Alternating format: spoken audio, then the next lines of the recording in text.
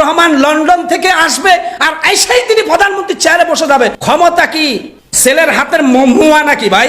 17 বছর ধরে তিনি লন্ডনে ছিলেন, তিনি নতুন করে ভোটার হলেন, নতুন করে তিনি বাংলাদেশের নাগরিক হলেন, সেই একেবারে গরম ভাত। বাংলাদেশে এমনও রাজনীতিবিদ আছে যারা তারেক রহমানকে পকেটে রাখে খুচরা পয়সা হিসাবে। এত সস্তা না। তারেক রহমান শহীদ প্রেসিডেন্ট জিয়াউর রহমানের ছেলে হিসাবে তাকে আমরা ভালোবাসি, কিন্তু তারেক রহমান দেশের মস্ত বড় বুদ্ধিজীবী নয়। তবে মনে রাখবেন, বাংলাদেশ জামাতে ইসলাম বর্তমান যে অবস্থায় আছে, তারা আওয়ামী লীগের ভোটগুলো তাদের পকেটে ঢুকাইছে, তারা বিএনপির যারা ভদ্র বিএনপি তাদের ভোটগুলো পকেটে ঢুকাইছে। অতএব জামাতে ইসলাম একেবারে এমন কাঁচাইছে, ন্যূনতম যদি সুস্থ নির্বাচন বাংলাদেশে অনুষ্ঠিত হয়, বিএনপি শুধু পরাজয় বরণ করবে না, বিএনপির অনেক হেভিয়ার প্রার্থীদের জামানতনামা থাকবে না, আমি চ্যালেঞ্জ করলাম।